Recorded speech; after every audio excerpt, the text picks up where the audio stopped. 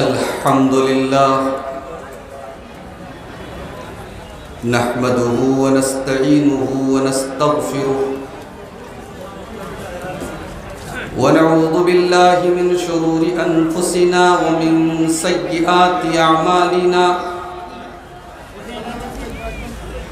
من يهده الله فلا مضل له ومن يضلل فلا هادي له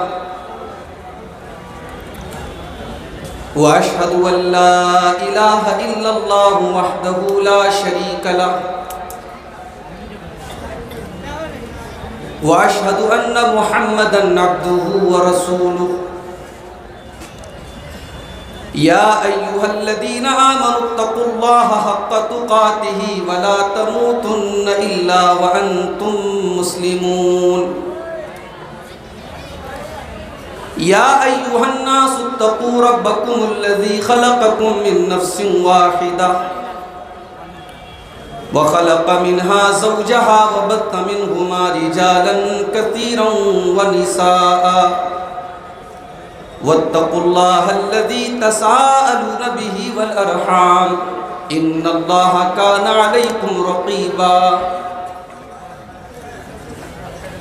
يا أيها الذين آمنوا اتقوا الله وقولوا قولا سديدا يصلح لكم أعمالكم ويغفر لكم ذنوبكم ومن يطع الله ورسوله فقد فاز فوزا عظيما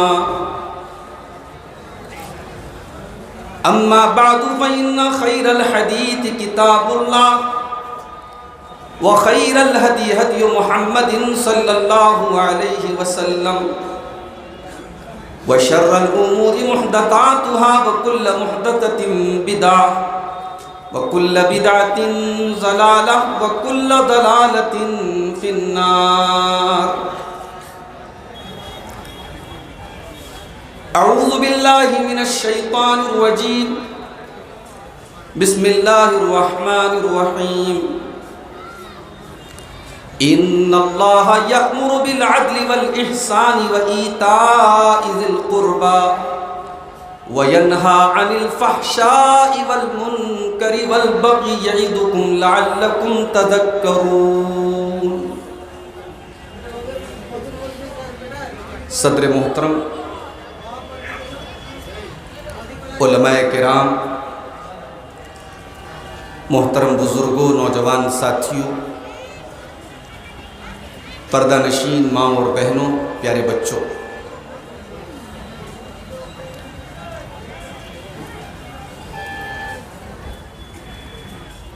برہیٹ کا یہ پروگرام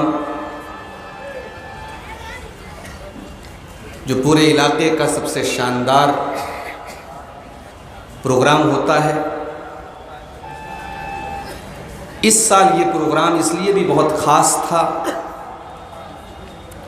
کہ ہمارے اس جامعہ کا، اس مدرسے کا یہ 100 سالہ جشن بھی تھا اس پروگرام کے اندر، اور جھارکھنڈ ہی نہیں پورے ہندوستان کے جماعت اہل حدیث کے تمام معتبر علماء اور خطبہ کو اس اسٹیج نے اکٹھا کیا، اور کل سے آپ لگاتار علماء کی تقاریر اور ان کے بیانات سماعت فرما رہے ہیں۔ مجھے اس جلسے کے لیے پچھلے ہی سال دعوت مل چکی تھی، اور میں بہت مطمئن تھا کہ میں آرام سے اس پروگرام میں دونوں دن شرکت کروں گا، اگر دونوں دن مشکل رہا تو ایک دن میں شرکت کروں گا۔ میرے بھائیوں، رات کے 3:30 بج رہے ہیں، اور برہیٹ ہی کی یہ شان ہے کہ 3:30 بجے اتنا بڑا مجمع میرے سامنے بیٹھا۔ یہ شاید پورے جھارکھنڈ میں، پورے بنگال میں کہیں کسی پروگرام میں اس ٹائم مجھے اتنی پبلک سامنے نظر نہیں آتی ہے۔ میں جب جلسے میں پہنچا، میں نے دیکھا عورتیں بڑی تعداد میں واپس جا رہی ہیں، مرد حضرات جا رہے ہیں۔ میں نے سوچا شاید پنڈال خالی ہوگا، مگر جتنے جا رہے تھے اس سے زیادہ الحمدللہ یہاں موجود ہیں۔ میں چاہتا ہوں کہ آج بڑی اہم باتیں آپ کے سامنے، وقت کم ہے، کچھ امپورٹنٹ باتیں آپ کے سامنے رکھی جائیں، اور قرآن کی ایک آیت میں نے آپ کے سامنے پڑھی ہے، سورہ نحل کی آیت نمبر 90، قرآن کے 14ویں پارے کی آیت ہے، اور اس آیت میں اللہ تعالیٰ نے 3 باتوں کا حکم دیا ہے اور 3 باتوں سے روکا ہے، اور آج کی میری پوری تقریر انہی 6 باتوں پر انشاءاللہ۔ اور یہ جو آیت میں پڑھنے جا رہا ہوں، یہ آیت کتنی امپورٹنٹ ہے، کتنی اہم ہے، اس کا اندازہ آپ اس سے لگائیے کہ حضرت عبداللہ بن مسعود رضی اللہ تعالیٰ عنہ کہتے ہیں اجمع آیت فی القرآن ھذہ الآیہ، قرآن کریم کی سب سے جامع آیت، جامع کا مطلب جس کے اندر تمام چیزیں آ گئی ہوں، جس نے تمام چیزوں کو اکٹھا کر لیا ہو، وہ یہ ہے آیت سورہ نحل کی آیت۔ اور اس آیت کے بارے میں حضرت سفیان ابن عیینہ کہتے ہیں کہ قرآن کریم کی کوئی اور آیت ایسی نہیں ہے جس میں تمام بھلائیوں کو اکٹھا کر دیا گیا ہو اور تمام برائیوں سے روک دیا گیا ہو۔ اگر ایسی کوئی آیت ہے تو یہی آیت ہے۔ آئیے پہلے آیت کا ترجمہ دیکھتے ہیں، پھر بات کو آگے بڑھاتے ہیں۔ ان اللہ یأمر بالعدل والاحسان وایتاء ذی القربى وینہی عن الفحشاء والمنکر والبغی یعظکم لعلکم تذکرون۔ اللہ تعالیٰ تم کو 3 باتوں کا حکم دیتا ہے۔ نمبر 1، اللہ تعالیٰ تمہیں عدل کا حکم دیتا ہے، والاحسان اور احسان کا حکم دیتا ہے، وایتاء ذی القربی اور رشتہ داروں کو دینے کا حکم دیتا ہے۔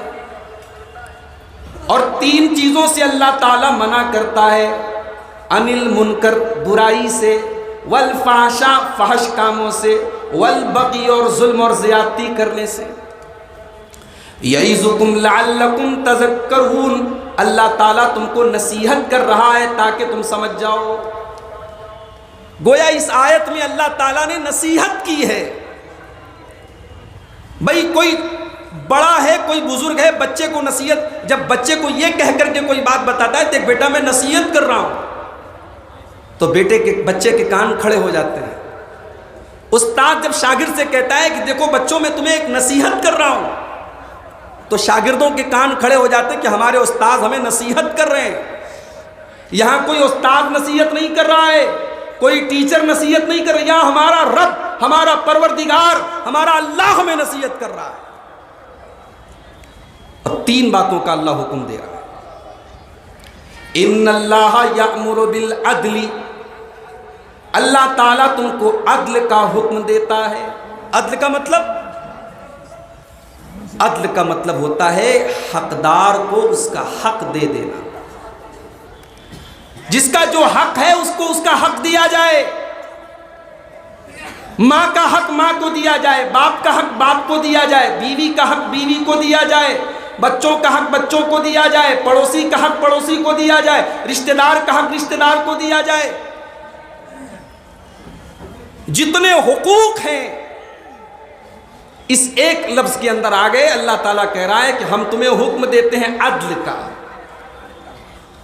اور عدل کا ایک اور مطلب ہوتا ہے انصاف، جس کو ہندی میں کہتے ہیں نیائے، انگلش میں کہتے ہیں جسٹس۔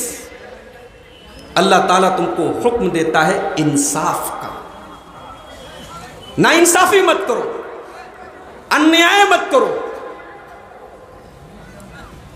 لوگ کہتے ہیں نا پیار میں اور جنگ میں سب جائز ہے۔ وہ کون لڑکا تھا جس نے اپنی محبوبہ کا قتل کر دیا تھا؟ اس کے 32 ٹکڑے کر کے فریج میں ڈال دیے تھے۔ محبت تھی، محبت نفرت میں بدل گئی، اور نفرت میں بدلی تو اتنی بدلی کہ اپنی محبوبہ کے جس کے ساتھ اس نے ہر طریقے کی خواہشات کو پورا کیا، اس کے 32 ٹکڑے کر کے اس نے فریج میں رکھ دیے۔ حالانکہ اس طریقے کے واقعات ہندوستان میں اور بھی ہوتے ہیں، مگر جہاں مسلمان کا نام آ جاتا ہے تو میڈیا والوں کو تو مسئلہ مل جاتا ہے۔ تو یہ اصول ہے لوگوں کا کہ پیار میں اور جنگ میں سب جائز ہے۔ اسلام کا یہ اصول نہیں ہے۔ اسلام کہتا نہ پیار میں سب جائز ہے نہ جنگ میں سب جائز ہے۔ پیار میں بھی آپ ناجائز کوئی کام نہیں کریں گے۔